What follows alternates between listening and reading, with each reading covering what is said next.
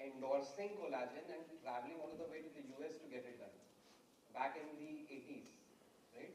And then, of course, we have human fat, and this is something that I do very routinely in my center, and now it is no more a procedure which was requiring a very fancy setup of general anesthesia.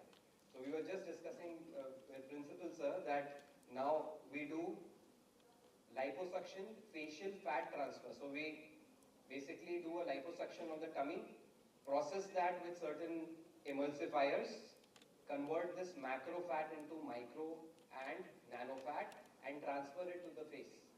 Okay? So that is known as the human fat as a filler. Okay? Anything that is being used to fill in is a filler. Same with a collagen. Now with collagen there was a problem that it had a lot of antigenicity. There was a lot of reaction to it. Okay? And it would just stay for 3 to 4 months, and it was very expensive. Unbelievably expensive. So could not be used for the masses. Only the elitist could have approached such a expensive procedure. You would say that there is no dirt of fat. We have so much of fat. In fact, most of us would want to get rid of an excess fat on the belly, right? Then why don't you hear about fat transfer so often as you hear about the regular fillers that we use? The reason lies in the resorption rate or the kind of you can say complications that happen with fat. Fat has a very steep learning curve. The way you procure fat and the way you transfer it. In the process, there are so many emulsifiers, so much of armamentarium that you might just miss a step, and that little mistake might lead to rejection of the graft. And the worst thing with fat is that when you inject fat as a filler, sometimes there is no immediate complication. What happens is it will undergo central necrosis. So you have injected a bulk of fat, say over the cheekbone or the chin, right? And over a period of 1 month, it undergoes central necrosis, right? So there is a globule of fat that you have injected, and centrally it is getting necrosed. So it will emerge out from the skin. You will have pus coming out of the skin after 1 month of time, which is disastrous for the practice, especially on the face. Again, you learn and you innovate and you keep coming with better ideas.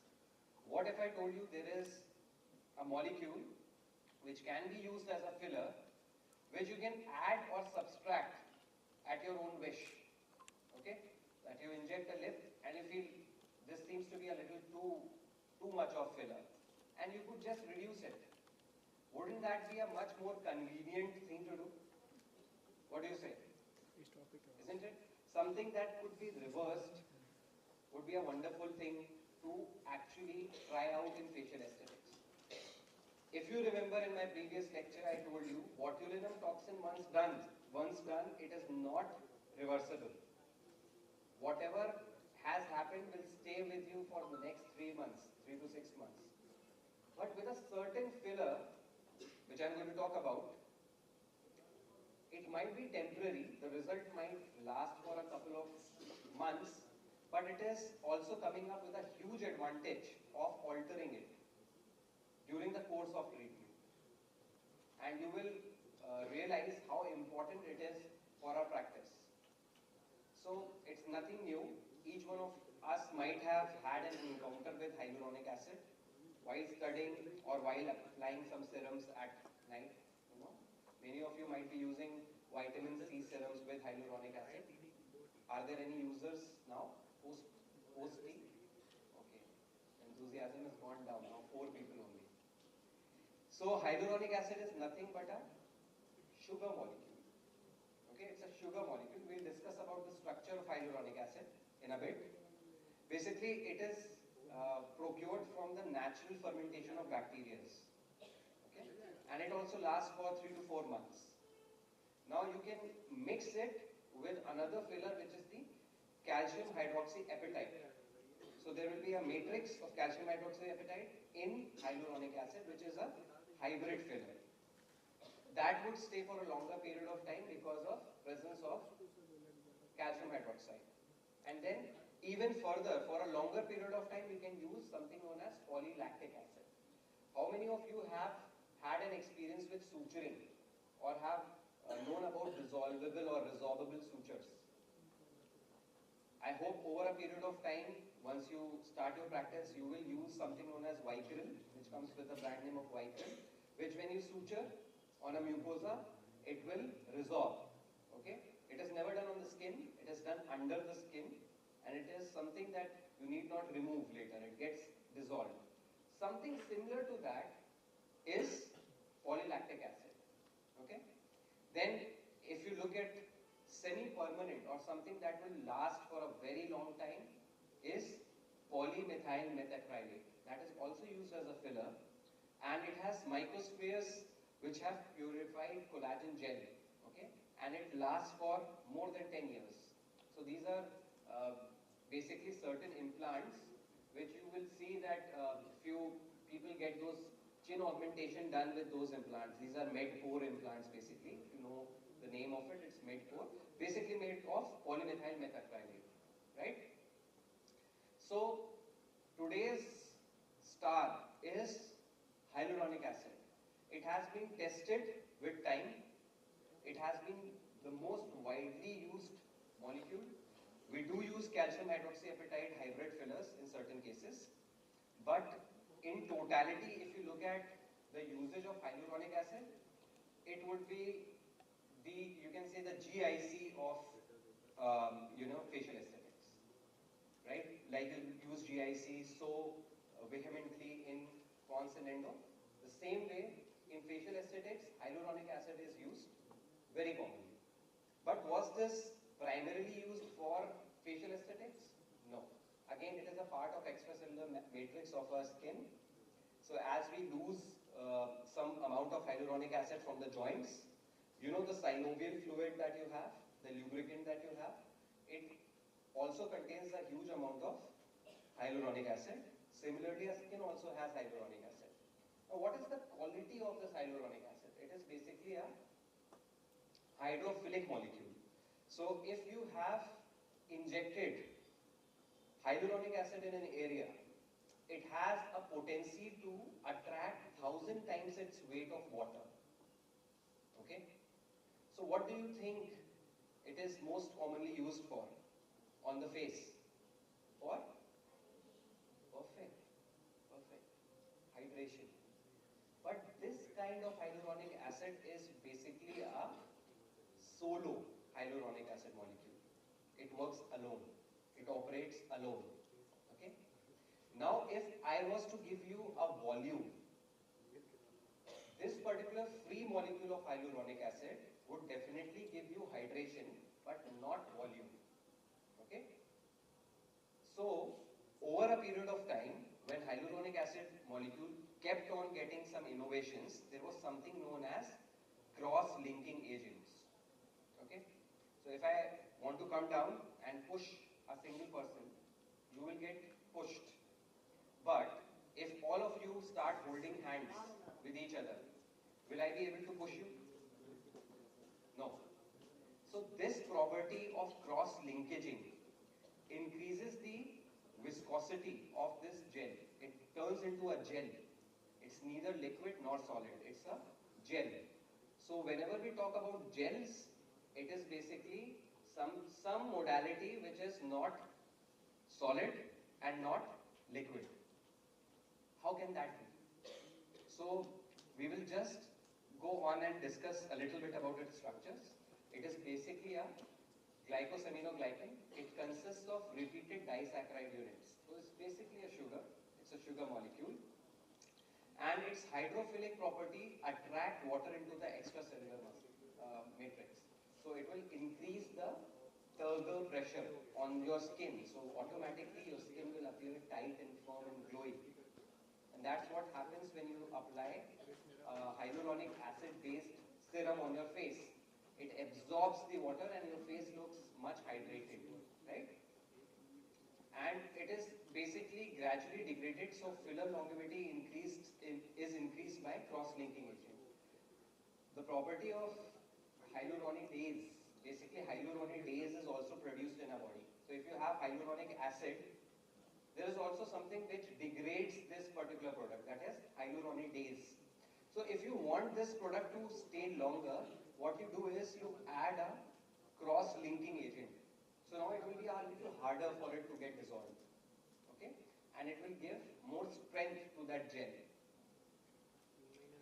So now it is made from, as you know, from bacterial fermentation. So now this is grown out of, bacterial fermentation in labs. And accordingly, there are various companies who have different properties or different,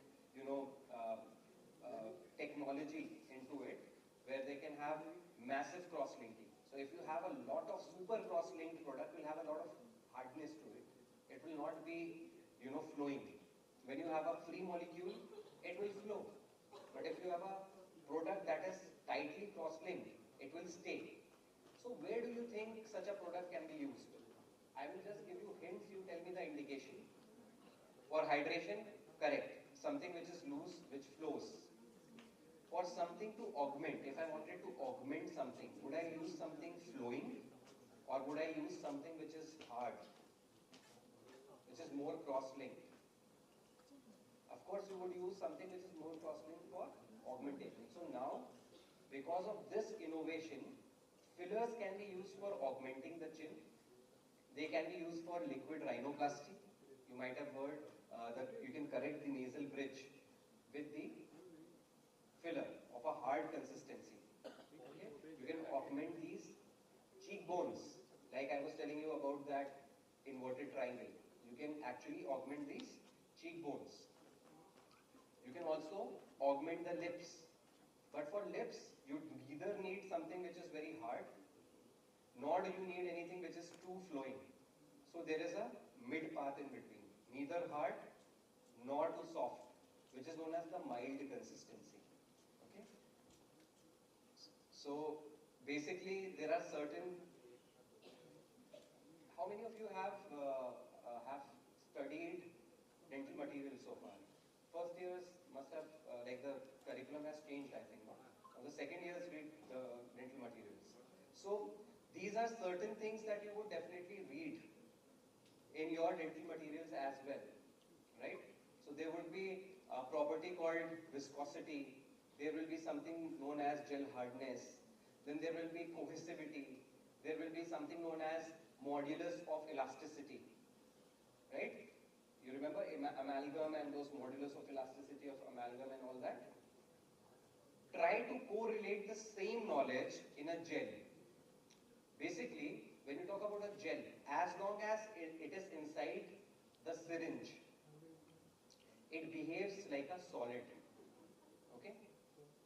And when you apply pressure or when you have an extrusion force, you put the plunger of the syringe, this kinetic energy converts the solid state of that gel into a liquid.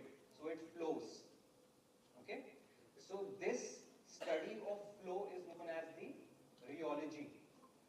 Every time we use hyaluronic acid, we have to understand the rheology of the product. Okay? And according to the rheology of product, it might be very viscous or less viscous. It might be really hard or it might be not so hard. It might be very cohesive, as in there are like molecules, like sized molecules. If every molecule of hyaluronic acid is of the same size, it will be more cohesive, right? Then if it is cohesive, it has good cross-linkage, it will definitely cause a lifting, okay? It will cause lifting. How will it cause lifting? Imagine, this is, if I were to put something underneath, deposit something underneath this cloth, it would lift the cloth from down, right? The same principle can be applied on the cheek. If you apply a robust amount of filler on the cheek, it is definitely going to pull sagging up. Okay. Same procedure is being utilized in different types of fillers, and based on that we have different G primes. G primes is nothing but the modulus of elasticity. So what is G prime? These are the basically these terminologies are often thrown on your face by a lot of these medical representatives who market these products. So as dentist, you would be the best person to talk about G prime or the modulus of elasticity. Basically, what does it mean? Imagine if you are on a sandbag. If a sandbag is kept in your room and you jump on the sandbag, what will happen? Will you bounce back? Will you bounce back? Or will you sink into it? So what do you think? What is the consistency of this filler? If we think about the sandbag as a filler, is it low G prime or a high G prime? Low G prime? Simple, it is very, very conceptual. What I'm trying to simplify for you is very conceptual. So if you jump or you put an external force on this filler, it will dissipate. It will not withstand that force. So where would you like to use such a product? For hydration, for superficial areas, right? Then there is basically a mattress, a Dunlop mattress. You jump on that mattress, what will happen? You will sink a little, but you will also jump back. So this is a medium consistency. You're neither sinking nor are you bouncing back. Okay? So this would be a consistency ideal for the lip, ideal for the nasolabial fold, right? Something which is not bony. You can use that, but it should not be very flowy, it should not be very hard. Now, if you have seen a trampoline, what happens on a trampoline? You jump on it and you bounce back, right? So now, a trampoline would be something which will resist the force that you're offering to it. It will not displace itself, it will displace the force. So that will be a very high G prime, which is used for augmentation. Okay? If you want to have a chiseled jawline, then you use a filler like that with a high G prime. So this particular filler would be harder in consistency. The one which you are using superficially will be softer in consistency.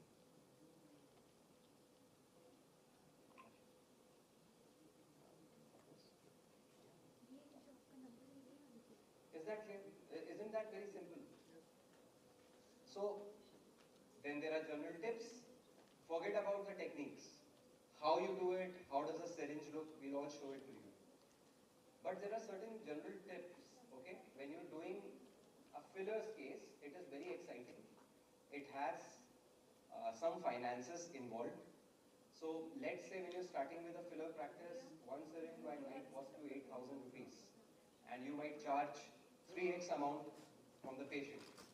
3x because you keep one syringe as a backup for contingency. Something goes wrong, right? After that, you remember that every next syringe would cost you 8,000 rupees. So always listen to the patient. If the patient wants something in the lip, discuss how many mLs would he require. Because now you cannot add on another ml without incurring a very massive cost. Right? Fillers are not the only tools. Say somebody is coming with static wrinkles. And I told you, botulinum toxin will not work on static wrinkles. It will work on wonderful. So, what if I told you fillers are one of the best ways to correct the static wrinkles? Why? Because there is a ditch that is causing that fine line. Now, if you inject filler into that ditch, it will lift it up. Right? So it is usually said in this way that when you raise your, frontalis muscle, there are these wrinkles coming in. So there are mountains and valleys, right? This is how the wrinkles are.